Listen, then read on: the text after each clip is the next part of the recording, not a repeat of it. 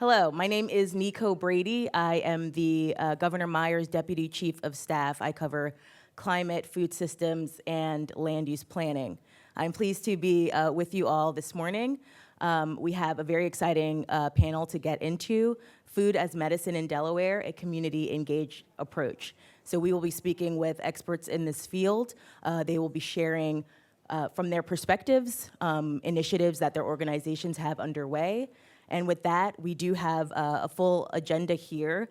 We will hear shortly from each of them and some of the key initiatives that are going on. And then we will reserve time at the end for some conversation. With that, I would like to introduce Michelle Axe, who is the Community Health Program Manager with ChristianaCare. Thank you.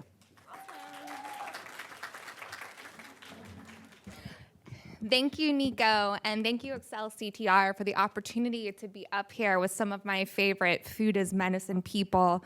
My name is Michelle Axe. I'm the manager of our Food as Medicine programs. All right, so let me see a show of hands. How many people have heard of Food as Medicine prior to today? All right, keep your hand up. How many of you feel confident that you can explain what it means? My team doesn't count.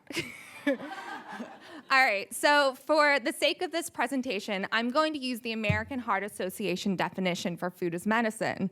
And food as medicine is the provisions of healthy food to prevent, manage, or treat specific clinical conditions in a way that is integrated within the healthcare sector. Patients are referred to these services by healthcare providers, healthcare organizations, or healthcare insurance plans. So in other words, we're incorporating healthy foods and many times medical nutrition therapies into patients' routine care. And it's really about the healthcare sector who's prescribing or who is initiating these types of interventions for their patients. Okay, so another important thing to point out is that food as medicine is complementary to, but distinct from, food assistant programs. And really what it comes down to is the purpose of this. So the purpose of food as medicine really is to improve health outcomes for patients with specific clinical conditions through tailored food interventions. And when we're talking about food and nutrition assistant programs like SNAP or WIC, these programs really are to promote food and nutrition more broadly. And a lot of times it's based on some type of income eligibility, and it's not tied to a medical diagnosis or a clinical appointment or clinical care. So it's important to acknowledge that because of different funding streams. Okay, so the evolution of food as medicine programs here at ChristianaCare, really the evolution of our programs are based off of research and evaluation. So back in 2018, we started our first program for food as medicine, which was a produce prescription program. And in 2019, I was the co-lead for an explanatory mixed methods research design. And what we found was that although that the program had a lot of demand, we had 183 eligible patients, 95% of them consented to be a part of it, only 9% actually used the vouchers. So we ended up conducting 30 interviews to really help explain why. And what we learned is a lot of the things that we know today is that there were barriers such as the hours of the farmers markets, the locations of them, lack of transportation, having to carry the heavy produce, and really not knowing what to do with the produce. So here at Christiana, what we've done is we've used lessons that we've learned from this study as well as subsequent evaluations to really implement and enhance programs that are more impactful for our community. So in talking about the evolution of ChristianaCare's programs, I'd be remiss not to share the growth and highlight this wonderful team. So what started off as just a program coordinator and a half a CHW or part-time CHW really has turned into a dedicated team of 10. And this is important because it shows ChristianaCare's commitment to the food as medicine movement, but also our commitment to types of programs that really help keep our community, keep our patients at home and out of our hospitals. So one of the programs I'm going to highlight is the Delaware Food Pharmacy. And what's most important about this is that it's in partnership with a community-based organization, and that's Lutheran Community Services. We have Italia here, who is one of our food distribution coordinators at LCS, packing some fresh asparagus from local Delaware farmers. So why we can't do it alone? We each have different strengths that we bring to the table.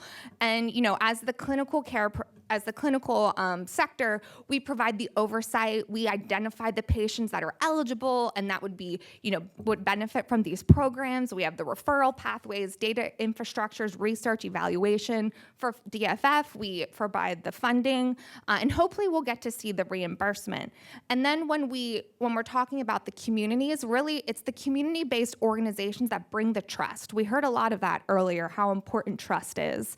But they also provide access, procurement expertise. They make sure that our programs are culturally relevant, and really they have the delivery infrastructure. And so Lutheran Community Services has been a pillar in the community for over 65 years, and they have over a dozen of pantries throughout Newcastle County, really highlighting the importance of this partnership.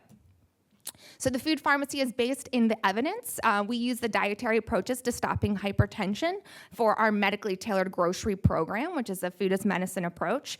And according to NIH-funded research, it's been associated with a decrease in the incidence of congestive heart disease, stroke, diabetes. It's associated with a decrease in blood pressure, A1C, as well as cholesterol and weight. And we coupled that with a community health worker model, which is also has some evidence based around it, and it's been proven to improve patient experience, chronic disease management, health outcomes, hospital utilization, and cost savings per person.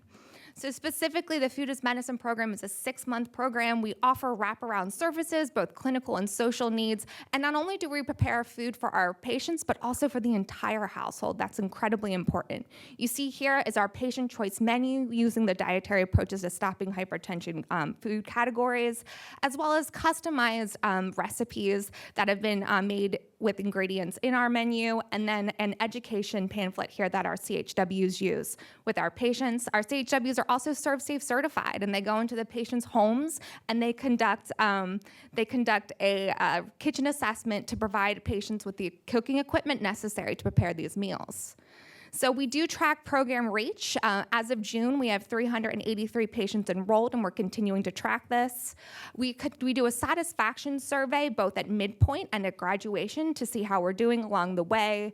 We really see positive outcomes in CHWs and programs. And then as it relates to the food quality, I'm excited to share that since we've been working with our local farmers, we've seen an increase in food quality as well.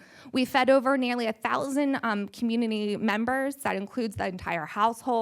As of June, we had 240 graduates. We're more at 260 now. And then we provided enough food to prepare over 230,000 meals. So we did do a pre-post preliminary analysis just to make sure we're trending in the right direction while also recognizing some of the limitations that this brings. But we are seeing statistically significant decreases in food insecurity, as well as some secondary outcomes that we are looking at with depression and anxiety. We further went ahead and looked at some biometric data and saw a decrease in A1C as well as BMI, with about 55% of our patients losing weight on average of 15 pounds. And we're in the process of conducting a more robust evaluation where what we're doing is we're looking at our 260 patients with the propensity score match group, and we're conducting a difference in differences analyses with these same outcomes. I want to highlight that we are doing what's called a food consumption survey every week because we're interested into seeing if the amount of food a person is consuming each week is actually impacting the outcomes that we're seeing. And so now we're moving forward to, because of these preliminary findings, we're able to get some funding from federal grant and conduct an RCT, which we just wrapped up our final enrollment in August, and we look forward to looking at those results here in the winter. And on the forefront in winter 2026, we will have a culinary medicine pilot, and our CHWs are currently getting trained in culinary medicine as we speak. So thank you. Check out our website with the QR code.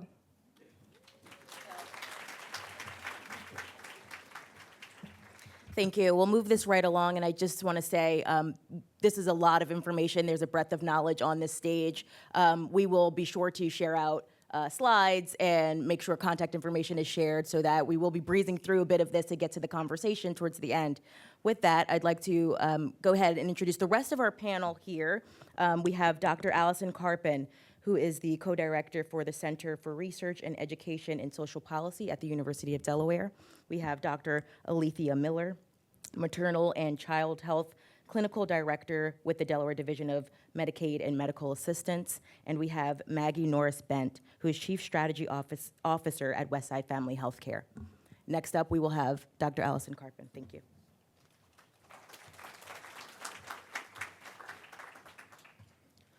It's great to see so many people here talking about food as medicine. And I just want to point out that one of the ways that this panel came together is under the leadership of our governor and lieutenant governor, who have put together a group of people to really think more critically about food as medicine across Delaware. And the folks who are here speaking are the chairs of the subcommittees of that larger group. And we definitely welcome input and feedback. I'm the chair of the Research and Evaluation Subcommittee, and so if you are interested in participating, please come join us. We need as many minds and hearts at the table as we can get. So I'm going to be talking briefly about research and evaluation. Particularly, I think where this becomes most important is around economic and health impacts, which is where we're trying very hard to tie the work that we're doing to potential reimbursement models. And I think that's really where the innovation is to come here in the state. We have a lot of data that tells us that it really is time to fix our food. I've noticed that's a new slogan that's now going along with the food as medicine work. How do we fix our food? Over $1 trillion is lost in excess healthcare spending every year due to diet-related causes and chronic disease. And we're really seeing food as medicine here in this administration come to the forefront as a potential mechanism to impact this really nexus where we're seeing the increase in chronic disease, increasing interest in feeding our families and food in general, and also supporting children. We know that food is not just medicine. As I go back to my days in the nonprofit organization, the Food Trust in Philadelphia, while everyone wanted to fix obesity with food, we had to also point out that food really is joy and family and taste. But we also know that food can heal or it could poison us. And unfortunately, we've seen this epidemic really pushing toward the highly packaged, preservative-full, more food that is not as good for us. We know that this diet-related disease epidemic has really happened in our lifetime. We did not see these trends in the past to the extent that we're seeing them now, and that's really what the call to action is today. We know that half of all adults have diabetes. Half of all adults have diabetes or pre-diabetes. 3 in 4 have overweight or obesity. So 3 in 4 have overweight or obesity, and half have diabetes or pre-diabetes. And if you add into that list high blood pressure and cholesterol, the list gets you to 14 out of 15 American adults have some kind of condition that's related to diet. So Americans are really sick with many diet-related conditions, and frankly, being healthy is the rarity. So it's no surprise that our kids are also suffering. 1 in 4 teens has prediabetes, which really takes this issue into our schools, our school-based health center champions. Thank you for all the work you're doing. And Delaware, of course, is not immune. So if we look at Delaware and hypertension, on my prior slide, I had pointed out that 61% of deaths in Delaware are due to chronic disease. And this is also closely tied to our costs, which I'll speak about here in a moment. Delaware rates in the top 5 of per capita healthcare spending. And you can see that in this slide that Delaware is very close to our southern states in terms of hypertension. Around 36% of adults in Delaware are dealing with high blood pressure. I certainly know that we see this in the community. People are not eating what they should. Over 60%, So this is a chart that looks at salt, sugar, fat, right? We know these are the biggest impacts on our health. And this chart shows that over 60% of people do not, during their entire lives, ever meet the guidelines for salt, sugar, and fat. We do better at the beginning of our life and at the end of our life, but even then, most of us, regardless of income, aren't able to hit those criteria over our lifetime. So we know that this really does impact healthcare costs and healthcare utilization. Sorry, hang on a second. And that these figures are even higher for those with additional burden of food insecurity. I'll just, for the sake of time, slide through a couple of these. So we talk about food as medicine, and I just want to set the stage. You've learned from Michelle that we're talking about something very specific here. We're not talking about SNAP or WIC or the general notion that food is, like making a good, healthy food choice is good for our bodies. What we're talking about when we talk about food as medicine, as it's becoming more clearly and clearly defined, are 4 specific types of approaches. One is called a medically tailored meal. This is a fully prepared meal that's designed by a dietitian for a specific medical condition, and it is delivered to a home. Another potential option is a medically tailored grocery or a medically tailored food package. Those are the examples that Feeding Families and the project that Westside has been working on have also utilized. And prescription drug programs such as the fruit and vegetable prescription program, where you get a referral with a certain amount of money or a voucher to use. You might also get a box. It can come in different ways that you're eligible for this specific package of programs.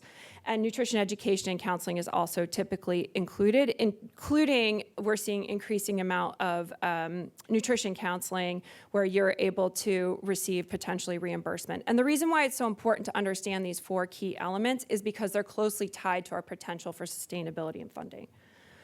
So this is a food as medicine pyramid. I'll just briefly highlight that at the bottom you can see population level healthy food policies and programs. That's where we're talking about WIC and SNAP. And the goal is that you move from prevention, those are more prevention oriented, to treatment, which is at the top where you have, like, for example, your medically tailored meals. So this is really the population that's struggling the most and has the closest contact with both illness, unfortunately, and diet-related disease, who then gets prescribed these kinds of meals. I point this out because that's where the clinical evidence comes to play. When we look at what the data shows on food as medicine interventions, it's closely tied to the type of intervention and the type of population. And as a group coming together for the governor, one of the goals that we have is to really try to highlight which types of combinations are working best in the state and where these opportunities match up with potential reimbursement. So, for example, the clinical evidence on medically tailored meals, that's that specific meal for our sickest population, probably not surprisingly, is where you have the strongest evidence-based. There's a number of studies, they're really emerging just about every day, and we're getting bigger and bigger studies. A lot of these are very impressive large studies. This is a predictive model. But what they did is they looked at all the interventions that have been going on. On average, I think it's shocking, we're only talking about $11.15 a meal. That's the combo for all the administration, all the other support, 10 weekly meals for 8 months, and we see these really impressive declines in hospital admissions, skilled nursing facility admissions, and cost savings overall in annual healthcare expenditures. I feel like it's been, something we've been pounding away for years, that prevention really does pay off, and I think for the first time we're really starting to get this combination of data between nutrition and healthcare outcomes. By state, we're getting emerging information about how this impacts state by state. In Delaware specifically, we know that 1 year of medically tailored meal treatment per person would reduce healthcare costs by $1,000 annually. And there's a lot more data in these papers that will give you specific information about Delaware. Finally, I'll talk about produce prescriptions. This is our second tier of evidence-based, probably because it's a little bit less sick people and the prescriptions are a little less fine-tuned. But again, we see really clear evidence. And then in our own state, the Feeding Families program, we had the pleasure of being able to contribute to the research and evaluation for that program. We saw a decrease in BMI, HbA1c improvements, and shifts in food insecurity as well. I don't want to overlook the impact on our local agriculture system. Lord knows our farmers are struggling right now, y'all. And the more we can do to help support these win-win-wins, the better. And we we know that there's more and more evidence that if you can incorporate local, as Michelle pointed out, the better. A lot of people in the US haven't heard really of food as medicine. They kind of know about it. They think it's a good idea, but there's a lot more education to be had, I think, on this front. So we really need to continue to get the word out. And I'll leave it there. Thank you.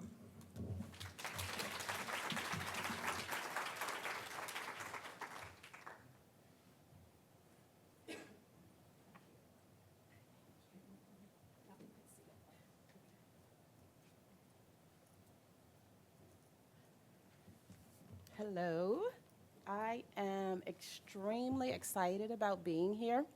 Oh, this may help, huh? I am extremely excited about being here and working with this amazing group here. It is absolutely something that is very, very, very important. I am a nurse by trade, yes. And I work for Medicaid.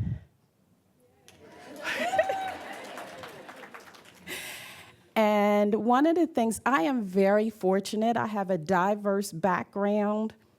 I've worked in public health. I've worked within infectious diseases within public health, maternal and child health. I've worked in behavioral health. So I've been very fortunate. I've actually worked here at Christiana many, many moons ago in the operating room. So I've had this diverse background has allowed me to just kind of dive into different things and have the ability to have an understanding of health in particular. And I was just very fortunate to make it to Medicaid, where my creativity has been supported. I will say, in addition to addressing food as medicine, we also get to do things such as improving maternal child health. It's in particular, doulas. We now reimburse doulas. We have our own postpartum nutrition program for postpartum women, and Feeds the Family. I'll speak about that shortly. I will not belabor my piece because you have heard from my colleagues here, and you're hear from another one. So mine is not full of data. It is just providing you some information, okay? And the goal is for me not to mess this up.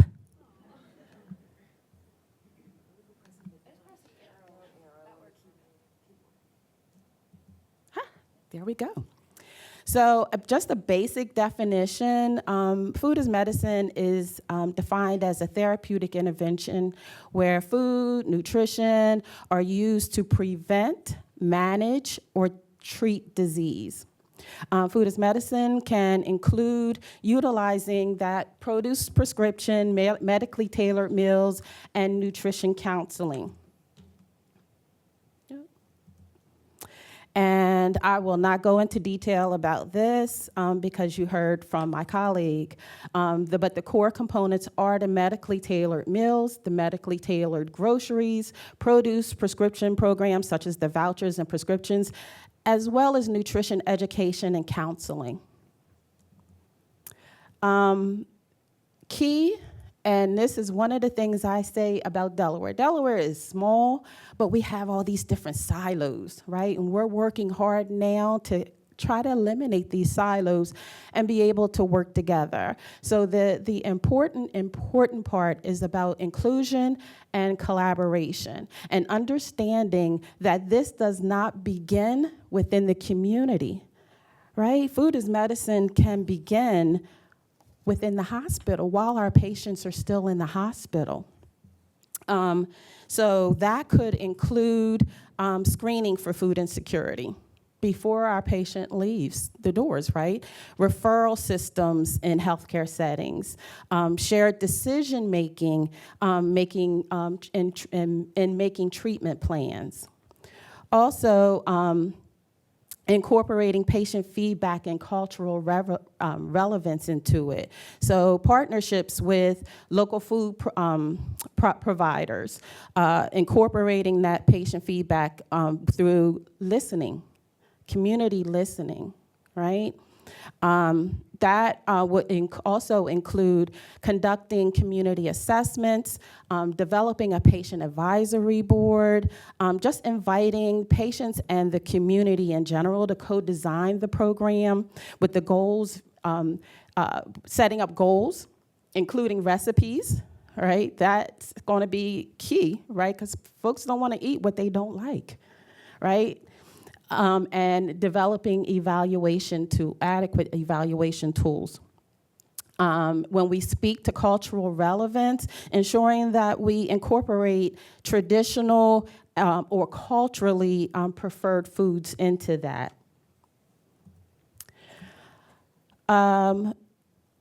As I mentioned, we at Medicaid developed a postpartum nutrition benefit. It was a state-led Medicaid program supporting postpartum individuals.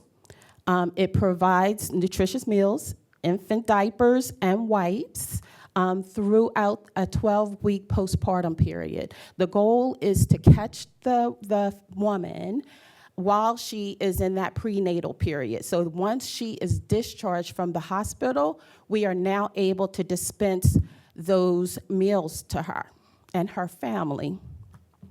It is designed to improve maternal and infant health outcomes by addressing food and basic needs insecurity.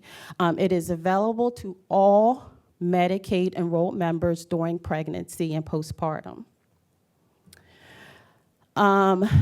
This benefit, it provides medically tailored meals that are delivered with the diapers and wipes. And the diapers and wipes are specifically for that infant. The program operates under what we call an 1115 Medicaid waiver. It went live June 2024. It was piloted with state funds in 2021. And then what we did was expanded the waiver for approval from CMS. The program is going wonderfully. We have served more than about 92% of the families that within Medicaid, the postpartum families are receiving this meal. They get to tailor that meal. Also, in addition to the medically tailored meals that are delivered, they also get to choose if they want a pantry box. So maybe this week they'll get the medically tailored meals, and they may want a break from that, right? Well, then they can choose the food boxes, right? So they have this ability to decide what it is that they would like to see within that benefit. It is going very, very well, and we are seeing that trajectory of it increasing, and what we are working to do is to develop adequate tools to assess the effectiveness and who it is actually touching, looking at zip codes and determining whether or not we need to do something a little different, tweak it a little bit better. But it is a fabulous program that we have going on right now. So in terms of food as medicine, I'm going to go real quick. What we do know, the goal is to improve health outcomes, reduce healthcare costs, improve quality of life, address health equity. I went through that. This is not limited to all chronic diseases, but I just picked out certain diseases to highlight, especially maternal health. I had to do the pregnancy and how it impacts the fetus and the woman. Also, great grassroots involvement. That goes back to that collaboration and inclusion. Funding pathways, specifically within Medicaid, there are several. I will not go through boring you with the detail, but policy levers include section that 1115 demonstration waiver that we use for the postpartum nutrition. There is also something known as in lieu of services.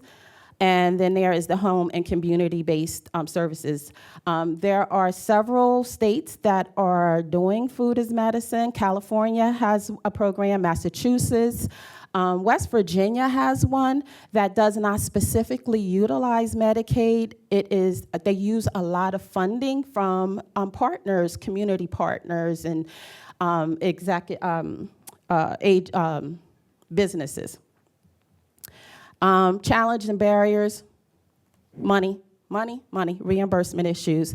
There is a limited awareness, the cultural acceptability, infrastructure for food delivery, building grassroots food access and education, federal policy advocacy, Farm Bill, CMS guidance, and funding and policy integration are the most important things. All right, thank you.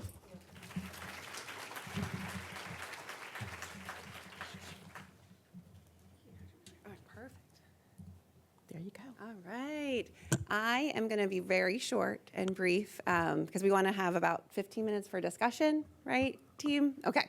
All right. So my name is Maggie. I work at Westside Family Healthcare. I have been at Westside for 14 years. There's many people in this audience that are familiar, and really grateful for the community we have here. So I'm going to cut my slides down in half. So forgive me. I'm only going to do the front portion of it. The second portion, I will defer to talk about our program that Allison helped run. Do a plug for the Delaware Public Journal of Health. The April edition has the full study. So a lot of what I was going to talk about is in that study, so you can do happy reading when you're having coffee tomorrow morning. Okay.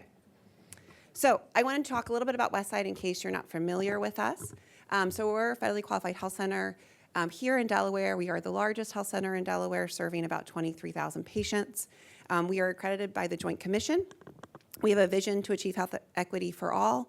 And one of the important pieces of FQHCs is that we provide care regardless of ability to pay.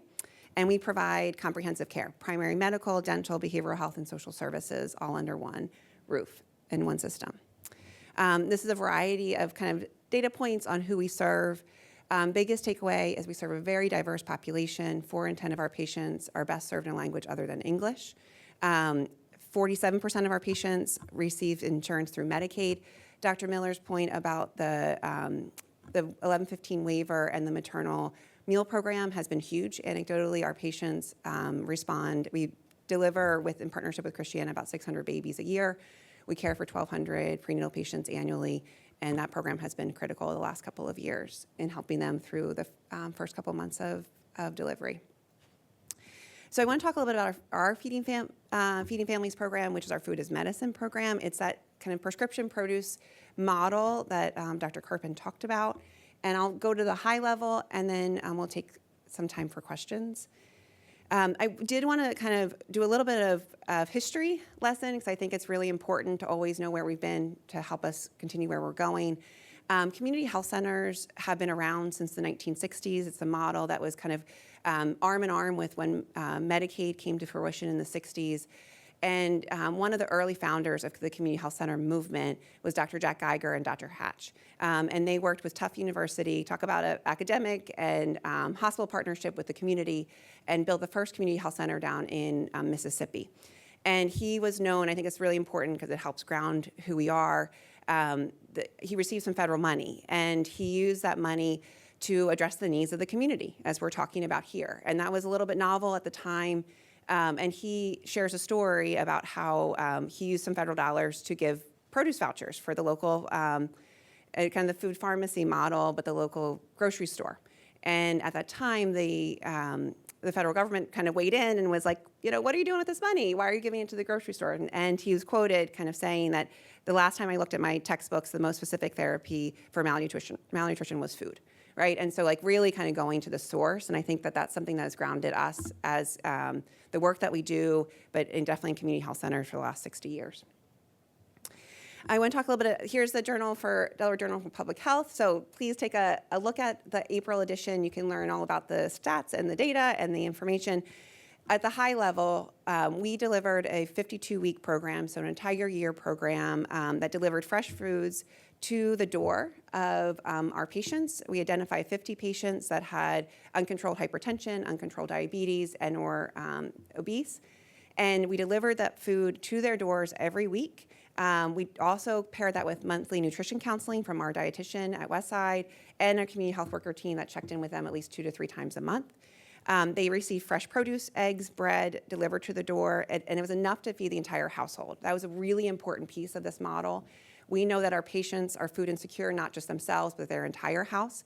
And if you have vulnerable individuals in your house, whether it be someone you're caring for or your elderly or your children, you're going to give them the food and not take it for yourself. So that was an important barrier we had to break.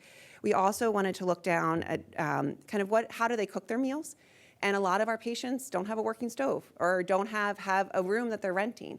So we focused on countertop appliances that were easy to make healthy meals.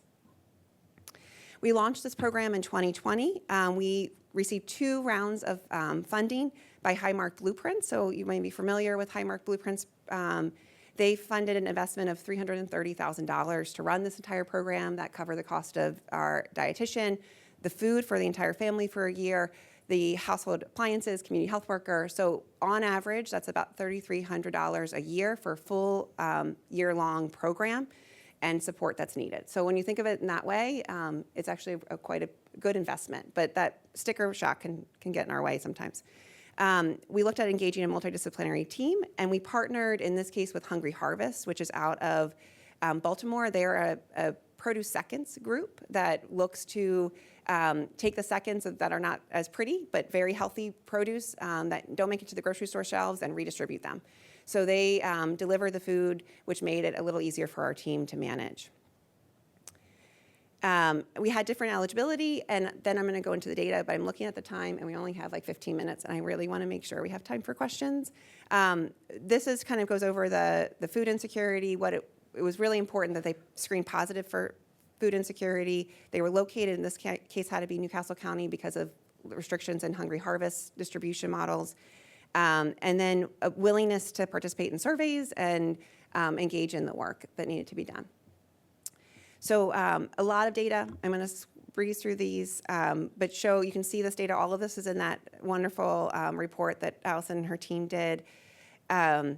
We did some of the big conclusions, which Allison had mentioned, really talked about behavior change and reducing A1Cs. There's still a lot of work to do and ways to improve it. We had a lot of research limitations. We had a very small sample size, but a lot of big impact areas that if we can get additional funding, we can definitely build on and improve.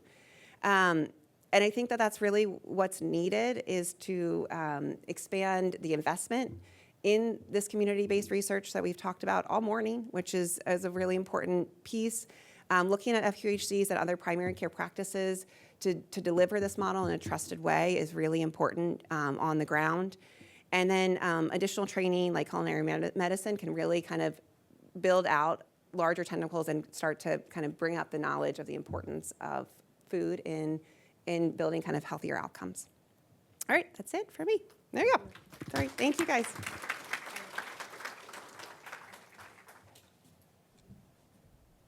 Thank you, Maggie. Thank you for being brief. And again, we will be sharing out all of this information. We did want to get to a little bit of conversation.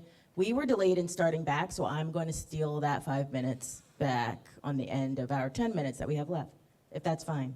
We're going to do it anyway. It's fine. So I do want to start with, I know we talked about, a few of our colleagues mentioned the Delaware Food is Medicine Committee, which is a newly formed group, a subset of the Governor's Delaware Council on Farm and Food Policy, where we are having those policy conversations, we are having those data conversations.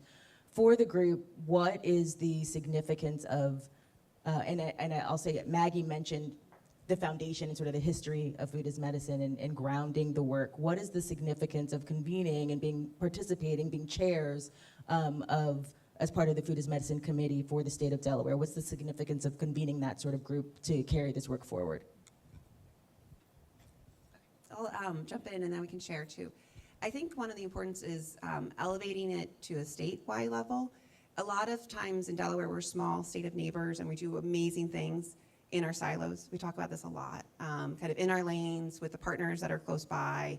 I think having a committee that brings together the ideas in one place starts to elevate and build a stronger network. And I think that investment of time is critical to keep this going. one of the things I've been working with Allison early on, I've been dabbling in food as medicine at Westside since 2017. We didn't get real investment till Highmark stepped up. We need more of that. The state does have ability to invest, not just at the taxpayer level, but also at the corporation level. And I think recognizing that we need to do this together, and the Food as Medicine Committee gets a platform for that. Yeah, and I'll add on to that too. And I think, what's so great about this is that sustainability factor. And, when we have this funding policy and sustainability group, it's identifying where there's opportunity for like the 1115 waivers in lieu of services and connecting with experts across the country. So in Delaware, we're having conversations with Chilpy, with Tufts, with Kaiser, and we're bringing them to our state because we've been doing this work for decades. We just weren't calling it this. So now, just really elevating the work that we're doing in Delaware, learning from our colleagues across the country, and really standing out for the state. And I would say the other piece is looking for that funding. One of the things we talked about was money, right? So in addition to corporations, in order to get money from the state, from the federal government, there are processes. So that's the other piece that we're looking at. I'm going to say data. Had the opportunity for research and I think collaboration around research. I mean, we just saw in the last couple of weeks, we lost our, ability to screen for food insecurity nationally, the USDA. And my first thought was, oh, thank God we have these hospital systems that have these screeners. How can we pull this data together? And we're going to have EPIC across the state. So what are these opportunities now to be able to really track this information as a state and sort of supplement where we used to have this data from the feds? So I just think this opportunity to really collaborate is there on the data side too. Thank you, and I'll stem from that comment. We obviously in this room recognize in multiple ways the different actions taking place and taking shape at the federal level, and the impacts that they're having on our state, local governments, and other states throughout the country. What are the things that we're doing well in Delaware that we're now at this point, if we're taking the approach of prioritizing those things and really honing in our attention on a small amount of things rather than doing it all, knowing that resources are constrained, opportunities may be constrained? What are some of the key things we are doing well in Delaware that we would want to elevate, that we would want to prioritize and make sure there's sort of coordination across those key things? I think the first thing that comes to mind for me is our local procurement. Delaware, our number one industry is in agriculture, and the more we can leverage our local farmers and support our local food systems at the same time while also bringing the health up of our community, I think that will allow us to be sustainable and also relevant in this administration. And there's a strategy behind it, so continuing to build on that. I would say it would be that the most successful piece would be the inclusion and collaboration, right? Understanding that we need to do this together, that it's going to require us to be creative, to think outside the box, to think of ways that we can do this effectively and recognize how we are going to improve outcomes for so many within Delaware.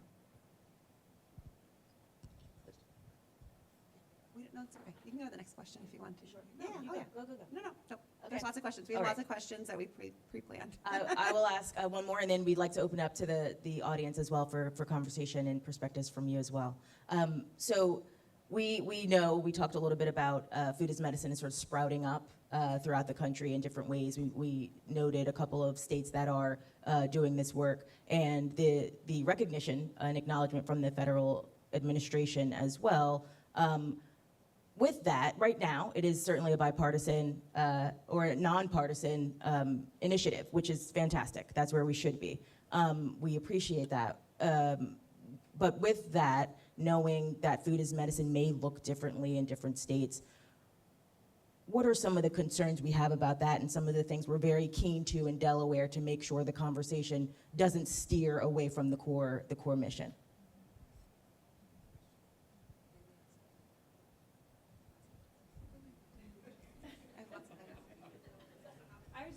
stay local. I mean, we're just now seeing food as medicine starting to acknowledge the potential ties between local food as a priority, and I think that's one thing that we're very grounded in here in Delaware. I also think that I wanted to echo your point about creativity. I think we have a really innovative mindset right now in leadership, and also the right team together to really like chip away at some of these approaches that sure maybe like, you know, a small region in California has been able to figure out, or a certain healthcare system in Houston, but how can we get this approach actually working here across the state in our rural and urban areas? So I think we've got the momentum and the passion to get this done here now. Yeah. And along those same lines, it's really the stars are aligning. You know, you and I talked, and it's been 20-some years you've been doing this work, and we've never seen politicians, healthcare systems, payers, clinicians, farmers, all on the same page to lift this up. And in Delaware, we can do it. So, like, pun intended, it's low-hanging fruit that's achievable, and I'm really excited. And I think the other important thing is that we don't have to recreate the wheel. There are several states that have already done this. We can take their successes and pay attention to their challenges and make what it is, make this program the way we think would work best. Just utilizing what they have, taking their template. And the last thing that I want to say, that it really is the right person for the right program at the right time. You heard Dr. Karpyn talk about, you know, produce prescriptions, medically tailored meals, and medically tailored groceries. And just like any other type of prescription, we need to understand the dose, the duration, in order to see the ROI that's going to be important to payers. And we have the researchers and the minds and the expertise all on the same page to evaluate that. And with that, I will open. Are there any questions from the audience? I believe we have time for, two. Perfect. 2 hands, 2 questions. I have a comment. A couple years ago, I started a garden in my backyard. I live in the rural part of the state, Bridgeville, Delaware, as a matter of fact. And I did that for 2 reasons. One, to help reduce the cost of buying food, and for prevention, to help people eat right. You know, I grew up with you are what you eat. And so the deal was you could take from the garden if you help maintain it. I can't do that anymore because I'm older now, but I've been trying to find an organization that is willing to maintain the garden, or to start the garden, because people did come and they did talk about how they ate better. The other part is, you know, you can have a garden. I mean, you can grow tomatoes in your window, you can grow herbs, you know, on your front porch. So having said all that, I was just wondering, and the project has had a relationship with the Village Tree. Allison, I think you did something with how much are community gardens a part of thinking outside the box as a way of demonstrating you are what you eat, and food as medicine.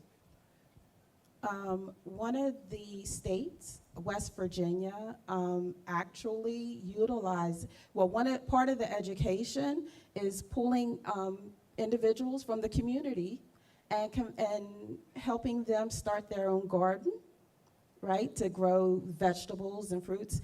And the other thing that they did was reach out to the Department of Agriculture. And that they did that because what they did was looked at the environment in which they live to grow specific things. So those are always options. One of the things that we do with this committee is just look at all different kinds of options. We're not ruling anything out. It's that moment where creativity rules. Thank you. And I will also add our Delaware Council on Farm and Food Policy, we've done extensive data work that has been really the root of the work that we're doing, which includes developing a GIS map of what we call food resources throughout the state. Mainly that means where you can get food, whether that's from food production, agriculture, whether that's from your benefits, it services locations, whether that's retail stores, but that includes mapping community gardens. We have that work done. We know where our community gardens are throughout our state, and we've done that because we know that that is a real way community members are accessing food, and it's also a real way community members are learning about nutrition. And so there are a few resources, including University of Delaware's Master Gardener program. We know that there's a whole cohort of volunteers, master gardeners up and down our state. And so possibly connecting you with the master gardeners is one opportunity, but certainly community gardeners are a real significant component of the work. And as Michelle mentioned, in terms of food procurement and food sourcing locally, that we recognize that that's an opportunity as well. Yes, of course, our dear friend. So, of course, you have the A-team on the stage. Let's just say this, I want to just make a comment really quickly and then a question that I think we really need to be thinking about here. The first comment is we've heard a lot about CHWs. Every initiative that's been talked about today is community health worker driven. And so we as a community really need to get around that model and talk about how we're going to get reimbursement for it. The question I have for you is really based on something Dr. Wender said, not only on stage, but also something out in the hallway, is we do a lot of research, but what we're not including is the financial component for the research. How do we include the ROI, the return on investment? What do you all need? We'll use you as an example right now to show value-based care model, because we straddle that shaky bridge. Value-based care model to really get the funding sustainability we need and stop chasing the grants. So what would you all need in order to be able to show that with some fidelity, not only here, but in everything we do in research? Thanks, Peggy, always with the great questions.